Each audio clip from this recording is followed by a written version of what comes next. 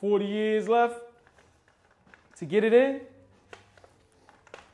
Knowing what I know, spend the next 40 years building real legacy that's going to live on. Here we are, man. Here we are. New year, 2023. And you know this time of year, everyone has goals, resolutions, things that they've been working on. But this is a goal that you had from last year that we're trying to attack, that we're going to attack heavy for these next 90 days. Yeah. And people seeing us post, it's about that road to 180 pounds for you. Exactly. So I know we've been talking a little bit about it in our workouts. When was the last time you've been 180, man? Sheesh. Last time I've been 180, I would say it's high school. Okay. High school. And like I said, even in high school, I really was like 185, 190, around that time. Right. So I never really was a stop. I would hit 180. And I remember certain periods in my high school years, but yeah, I would say high school, 11th grade. So why 180? So I know That's a lot the of thing. people. It's like, why 180? It's crazy. My number was actually 190. Mm-hmm. For years. That's the number I had on my mirror. It's the number I was writing in my goals. But I'm starting to see, like, every level I get to, I will go between, like, say, like right now, I go between 2 and 210. Right. 2 and 210. But 2 and 210 are two totally different places for my looks body. Yeah. Yep. It looks totally different in my body structure. So sometimes when I hit that 210 mark, 200 looks, Right. But that's in comparison to how you got to think about how you looked at, because your height is what, 260? Yes. So that's just showing that you have that mindset change of how you see yourself now. At that 210 mark, that's not how you want to look. Exactly. So it's like, I know that's not how I want to look. So 190, I know, like, okay, high school, I average 190. That's what I look my greatest. Mm-hmm. So it's like, all right, but what if when I get to 180, I can live with myself knowing I can go from 180 to 190. Right. So then I would feel comfortable in the cheat meals and having those moments of vulnerability where I might want to, right. And it ain't even vulnerability, it's just cheat meals. Like, I want to cheat here and there. Enjoy your little life, but then I go from 180 to 185 or 180 to 190 and I can live with that. Right. My body won't do a lot of adjusting, and I think I'll still look the way I want to look. And it's really just about what you want to look like. Right. What that self-image, how you see yourself, and what would make you happy with the way you are. Right. And I think that sometimes it's like, people say, why? And it's like, why not? Like, that's what I want. It's just like, that's the way I want to look. So I know you're already getting the jokes because now I'm at 200. People are like, oh, you're too small. Don't lose no more weight. Yeah. Don't get too skinny. Don't get too skinny. And I never understood that. It's like, wow, don't get too skinny. But when I was thick, when I was chunky, when I was a big boy, they ain't had no problem saying, boy, what you eating? Right. You big. You eating everything. And it's like we say so many things to people not understanding what it's psychologically doing to people in their mind. And they hurt every time. I never admitted it. And I'm a strong person. I can take it. Right. But in the back of my mind, it was always there. And I really, what the real deal is, Troy? Okay. I want to take my shirt off at the beach, at the pool. That is always a thought. And I don't care what, man. They lying if they don't admit it. They are lying. It's always about, it's a gym. It was a gym in New York. David something. It's escaping me. But it's a gym I went to, and their whole motto was look good naked. That's how most of us want to be. We want to look good naked. We want to go to the beach, take the shirt off, and not feel self-conscious about how our body That is the biggest thing. I want to go to a beach, take my shirt off, and not think. Right. So it's like past August, I went on a crazy food binge, and we went to the beach. And I was so angry with myself because July, I'm looking at pictures of what I look like. I would have been okay with taking my shirt off with Mike Miller in July. Because that was Mike Miller, 200, That's 201. When you cracked that too, yeah. Absolutely. And we got proof. We're going to show y'all all of that. But that body, I would have been great with taking my shirt off for the first time. Right. But I got comfortable. And I ate whatever I wanted, I called myself doing an experiment. I wanted to see, because I want to see, like, that's that 180, 190. I want to see if I cheat or if I had to cheat meals, you know, what it would look like. But I did it to the maximum capacity and went too far. Mm-hmm. And within 2-3 weeks, I was back to having. What'd you get back up to? You were around 200. It was like probably, by the time I got back, I know I was a solid 215, 215, 217. And I knew in my mind, again, I had in my mind to do a 90-day, you know, cycle of going crazy, working hard. Mm-hmm. And we did Killington, where I went off again, you know, but then we came back from Killington. Killington's a Spartan race that we did in September. Right when I came back with that, I announced that I wanted to do a 90-day Madman cycle where I'm going hard with working out. And I'll say I went hard with working out, where you know, me and you were getting it in. I was getting a lot of tone definition, and I was losing some weight. So don't get it wrong. I got back to the 200, but and I look great again. Back to, I could take my shirt off at the pool. You can see it in the pictures, like the face was looking slimmer. Absolutely. See how the clothes were fitting. I think you went to the City Poly game, and yeah. Everybody like, whoa, they checking you out. Like, okay. Yeah. So that was great, but then it's Christmas break came, and I had already that 90-day. I got to the point of just maintaining. You know, so it's like, all right, we maintaining. But I never, like, during the weekends, just to be transparent, vulnerable, I would cheat, have a cheat meal. I would eat, I do more keto type lifestyle, and I would eat keto snacks. Right. And, you know, even though they're not taking me out of ketosis or keto, it's still processed stuff. It's still putting, keeping weight on you, you know, so it's like, or just maintain it. It's not going to get you to the point of losing. Right. So what did you learn during that holiday time about your body and what you can and can't do if you're trying to get to a certain point or maintain? So I know you said you were experimenting, trying to figure out how your body is. Like, yeah. But you said you went in. So what did you learn about your body? What are you learning about your body? So Christmas time, again, just being honest, I went I went crazy. Yeah. I didn't see no sessions come through on my phone to get a workout in. I didn't plan any workouts with Troy. I didn't, I just ate whatever I wanted to eat for a solid week and a half. Mm-hmm.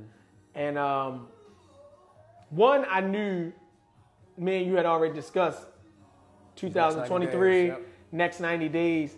Now, what it is, guys, is I'm only having like protein shakes and meat, pause, guys out there, vegetables, fruits. Like, in the fruits, because I do keto, it's only like strawberries, blueberries. Right. So it's not much there. And the nuts, pause again. So that's pretty much it. That's all I'm eating. No snacking, no outside crazy stuff. So I knew the discipline, and I'm with Troy 3 times a week. I'm working out probably like 6 times a week. Mm-hmm. I knew it was going to be no nonsense. And I in my mind, I already knew, like, Mike, you're going to do it. So knowing that, I'm not going to lie, I was like, yo, screw this next week. Mm-hmm. I'm going to go hard and just eat whatever I want, do whatever. I mean, I ate it all. And hard you went, yes. Yeah, I went hard. Like tacos, pizza, hamburgers, french fries, junk food, Skittles, Doritos, chips. You went back to the rainbow, tasted the rainbow? Yeah, they told me the Ran 40. Donuts. I was at Dunkin' Donuts and drinking coffee. I didn't have to put those calories in. I was even getting sugary coffee that I never get. Right. You know what I mean? But again, I wanted to, I was like, all right, well, we here. Let's just see what it looked like. How'd your body feel when you were taking it on? That's another thing. Like, digestively was crazy. Going to the bathroom. I'm regular going to the bathroom anyway, but it was just like crazy doing that. I started getting heartburn again. I hadn't had heartburn because we pretty much stay healthy, I swear, in about a year. Right. But when I was eating crazy and eating bad, it was all the time I had heartburn. But now I don't get it at all. Right. But over this week, and it's funny to me, it only took a week, a couple of days, and I was right back to that terrible place health-wise. Right. And I knew it. So pressure was elevated a little bit. So levels were off. I knew I was off. So I just didn't even feel good. Right. I didn't even feel good at all. Sleeping in, lethargic, tired. I was exercising here and there. I would go do like swimming, but it wasn't no good resistance training like we do or nothing like that.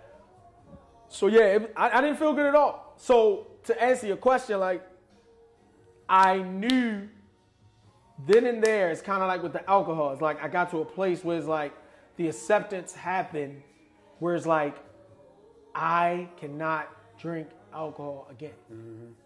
And that, people don't understand what that is. Like that is mentally, bro, like that takes your mind to another level. Like something you loved and you enjoy. It's a part of your life. It's a part of your fun. It's a part of your everything. To know and admit to yourself, like, it's just not good and we got to let it go. Right. And we got to do without it. It's just like, that's a mental thing. So I love junk food. I love it. Like, I'm not going to be that guy to be like, oh, it's not good. It don't even taste good to me. It be lying. Like, no, I love donuts. I love chips. Right. I love snacks. All that stuff is designed to be delicious. That's it. All of that processed crap. I love it. So it's like, it was another one of those moments. Right. Because within a week and a half, ladies and gentlemen, I got on a scale Sunday before, what was that? The first? Sunday was the first. Yeah. Yes. Mm-hmm. I got on a scale, and that thing said 218 pounds. Ooh. Yes. That's what it said. Now, I think when you came in here, you had started fasting. I had already started fasting. You had so lost I was lost some. So I was in pounds. between like 215, 210 when we came in. But I could tell when you came in, even at the 210, right, you look different from how you looked. Absolutely. Before the holidays when you were working out. I could see it in your face, how the shirt and everything was fitting. And I think that's why like your goal to 180 is important, because you want to reset that baseline to where you can maybe even have that time where the holiday time comes up. You may only fluctuate back up to 190, or if you decide to be at 190, you fluctuate back up to 200 where you kind of are now, and you feel good about yourself. Like, all right, now I can just work it back off. Because that's what the concept with the working out is about getting to that point where you can reset your baseline through consistency of diet and consistency of your workout, your training. And that's where you can reset that body where you don't just balloon back up. And so that's my fear. Like, it's a reality now that I'm facing. Like, I don't even care to even do that again. Right. It's like I may have the liberty and the freedom to getting to 180. Mm-hmm. I'm fearful of it now because it's like the alcohol. I don't know what I would go to. You know what I mean? And so in my mind, I'm just kind of letting it. I probably will never do that again. You know what I'm saying? Like I told you, I can accept once a week. Right. A cheat day. I can accept like that, a cheat meal. If you give me once a week, I can live with that. If you give me once a month, I can take that because I know I'm fighting and working hard for that moment. You understand? Because I love it, it's like, all right, I want that moment. Right. You know what I mean? But it's like, it's a little different from alcohol because alcohol, I can't have any of those cheat moments. Remember, we tried that. That didn't work. Right. Because that was out there like, all right, Troy, I'm going to drink once we do the race. Nah, you're lying. No, you're going to drink next week. You're going to drink tomorrow. You're going to drink tonight. You're going to drink tonight. You're going to drink tonight. Downstairs. You're going to drink tonight. You got your bottle in the car. You ready. So that was a different type of addiction. Right. At least with this, I can at least indulge every once in a while, and I feel okay with that.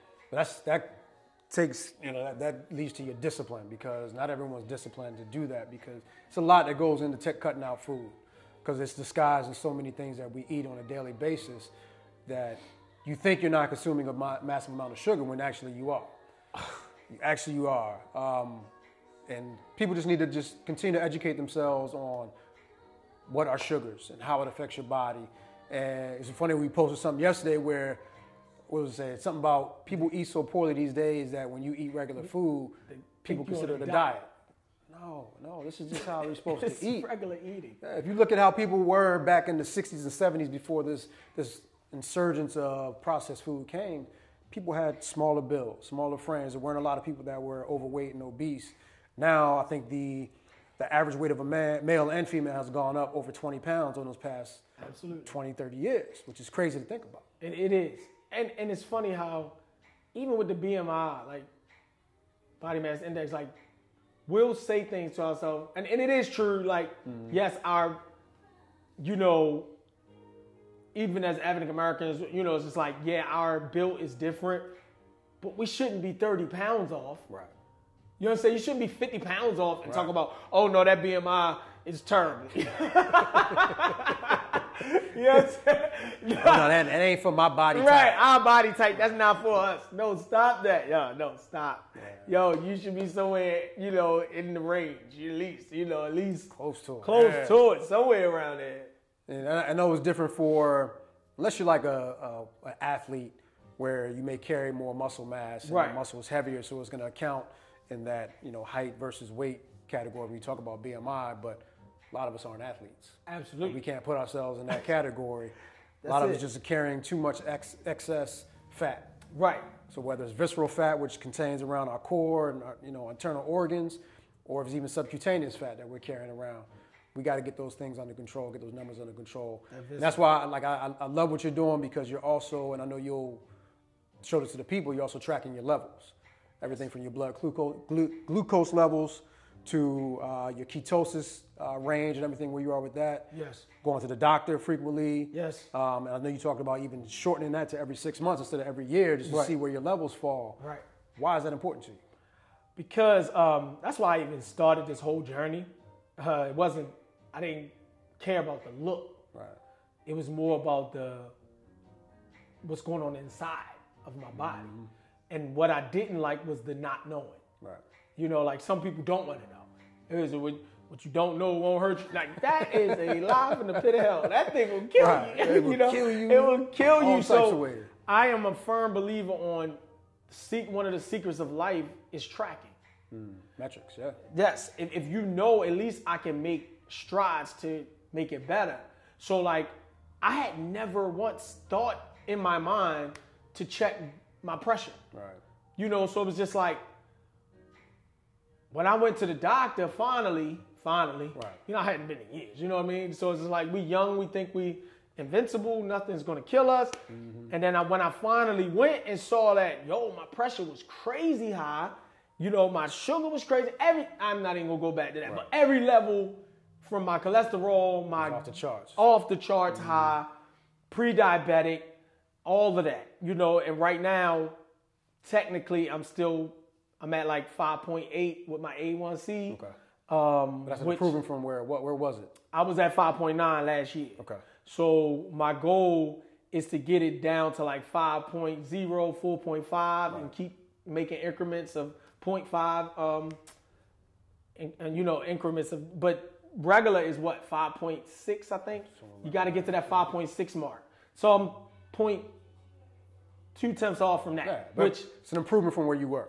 Absolutely. Everything. My LDLs went from like 124, it's like 124 to now 113. Okay. You know, so everything is increasing when I just went to the doctor in December. Improving. Yeah. So everything, and I can live with that because I know I'm getting better. Yeah. You know, so right now in my mind, I'm still pre-diabetic though. And I don't want to be pre-diabetic. Because I say you pre-diabetic leads to diabetes. So it's only a matter of time before, but I've done so much damage to my body, I can't be mad with where I am. You know, I just got to fight to like reverse some of this stuff.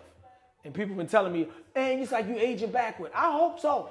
Because I've done so much damage. Externally and internally. Yeah, with this alcohol. So the original goal was to get my insides right. So now, like I said, my pressure, I average anywhere from like 115, 120, and I stay around the 60s, 70s range, which I never in a million years thought I would be, you know, so 115, 67, 115, 118, 70, you know, it's like crazy numbers. Like, man, I'm talking, I came from 160, 110. That was my average. Right. You know, it was like they were about to put me on the medication. I'm like, nah, I can't. You know, that's when I was 260 pounds. It's like, and I hit it well. You know, people was like, you was 260? Yeah, go back and look. Yeah, go look. So, so my inside was mattered more to me than anything. And then I knew in the back of my mind, I always wanted a six-pack. I always wanted, and I only had it one time in my life. You know what I mean? That was in high school. We was doing this thing, and I had to get down. You know, and I shred it up, and it was around that 180. So, you know, not a lot of people gonna have things in their opinions.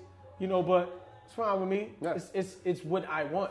You know, so yes, I'm gonna look a lot skinnier, a lot smaller, more lean, but that's what I want, and it's gonna help. I want to see what it's like to do a Spartan race at 180 as opposed to 210. Just like I said, two totally different monsters. And you talking about doing a half marathon and even a marathon. Marathon. I mean, and like I said, I don't know, sky's the limit. Listening to people like David Goggins are like, yo, you got the next, what's the next thing? What's the next thing that's going to push you? You know, so it's like, I'm never in my lifetime, with the time God blessed me with left, going to not strive for something next. Right. I'm always going to be looking for the next achievement, because to me, that's living, and that's where peace lies for me. Right. You know, so it's like, that's one of the biggest things. And that's why, like, right now, accountability is real high. Like, we got a tough team. You know, I wanted to go back and, you know, so for them to hear I went on this binge. Oh, they loved it. Oh, they loved it. Jokes were rolling in. Yes, not motivational, Mike. Like, what are we talking about here? You know, because, you know, when you're a person that stay on it, you disciplined, people are looking up to you, and that's stuff you gotta always remember that. People are looking up to you and also looking for you to fail. They are. Yeah. They are. That's a fact, Jack. So people are looking for that. So, you know, we're tough on each other, but we're tough on each other because we all want each other to win. Yeah, it's all so love. We hold each other accountable, but jokes do fly in our group. And you know, early on, we lost some people along the way with jokes, and I don't, you know. That wasn't the intention wasn't to lose them. No. And everyone, you know, there's different approaches to how people are dealt with. I've learned that as a coach, as a trainer, that approaching people in different ways. But I think what it did was, it was almost like a weeding out process for what we have here with Passport. With gym therapy. Gym therapy, where it's like we have our solid core five who have maintained, been through the fire, and are still here.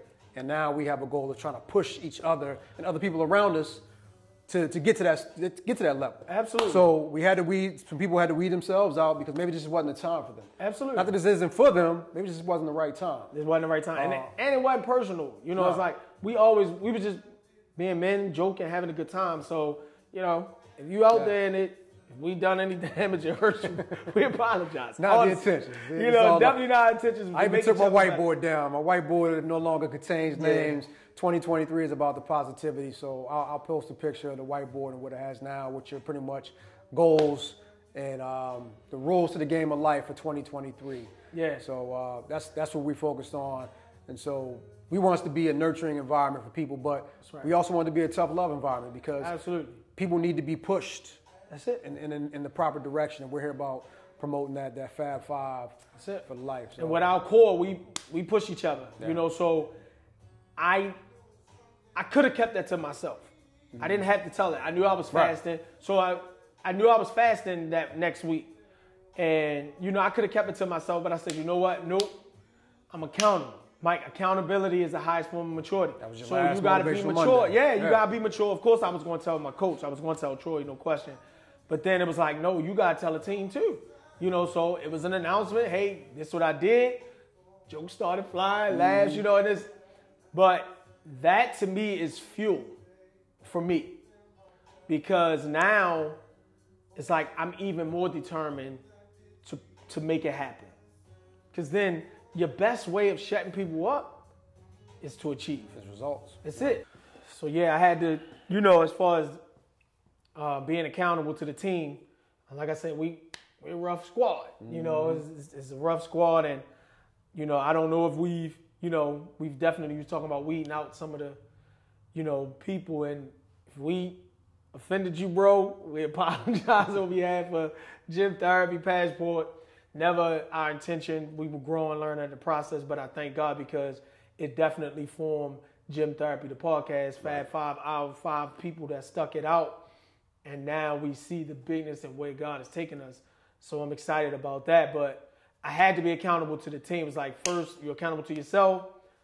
I came in, I told you.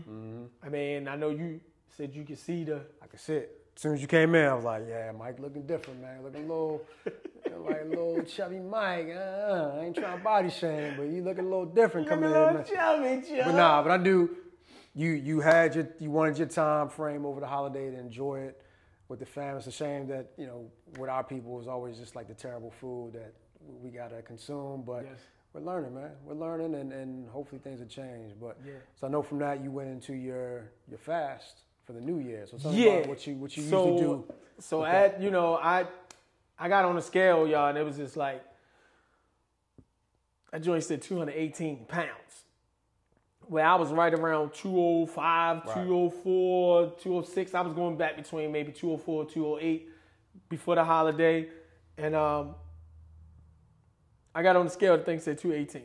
Now, mind you, y'all, some of that is water weight. You know what I mean? It's a lot of different reasons why it plummeted to that amount. So I got up to 218, which scared the living crap out of me. And I mean, it was just like you said, you can see it. Right. Just in that night, I was bloated, I mean, I was having heartburn within a week, like I said, digestively, my stomach just felt crazy. So I definitely was having symptoms, and it's so crazy. All of this time and all of this years of doing right, within a week, you right back to, where you were, like the same way in August, it was like, wow, within a week, I'm right here.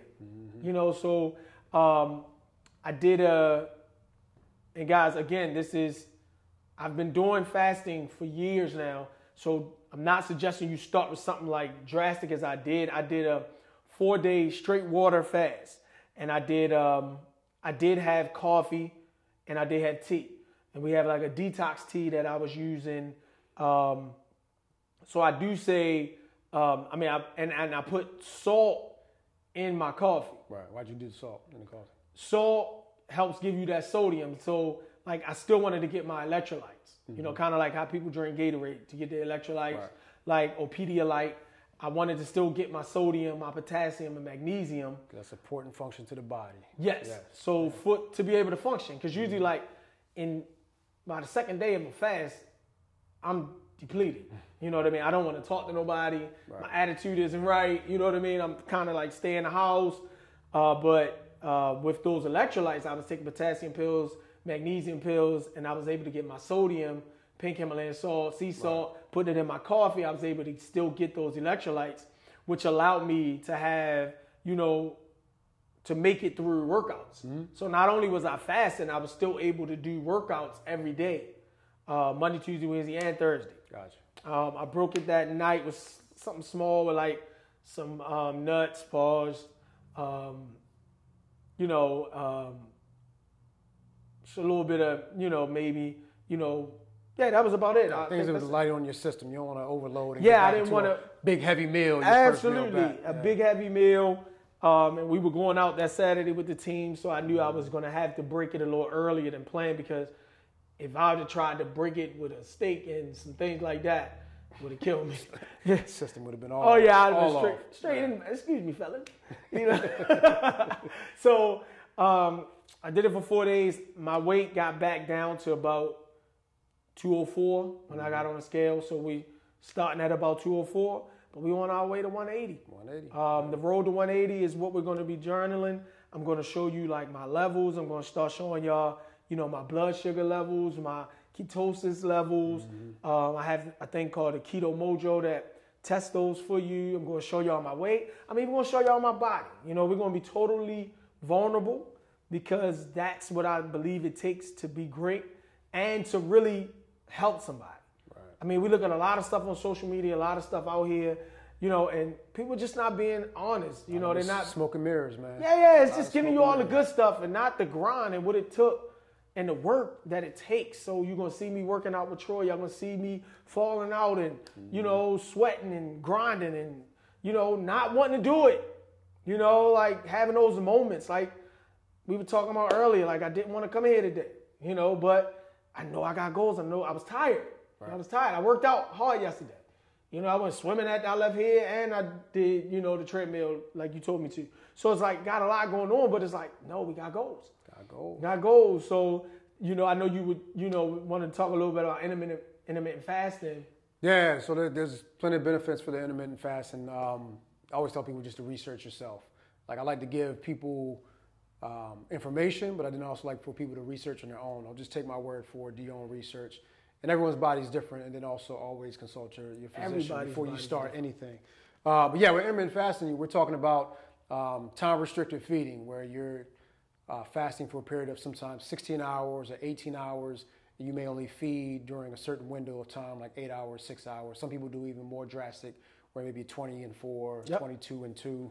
So if that's something you want to get into, do the research on it. But there is some benefits to it when we talk about the effects on the mind, the effects on the body, allowing our digestive systems to actually relax and recover. If you're constantly eating, when does our body have a time to kind of relax when we talk about digestive system? And there's many beliefs out there that our digestive system is our second brain. So our immune system tends to stem from our gut. Serotonin, bring signals to your brain. Yep. Like, we're learning so much with that. Like, you got to understand, it's like now it's depleting, you know, it's rejuvenating cells, it's depleting toxins out of your body. Right. They're now linking it to, and the studies being done that, you know, it's getting rid of cancerous cells and, you know, of course, big C, cancer. We want to stay away from that as long as possible.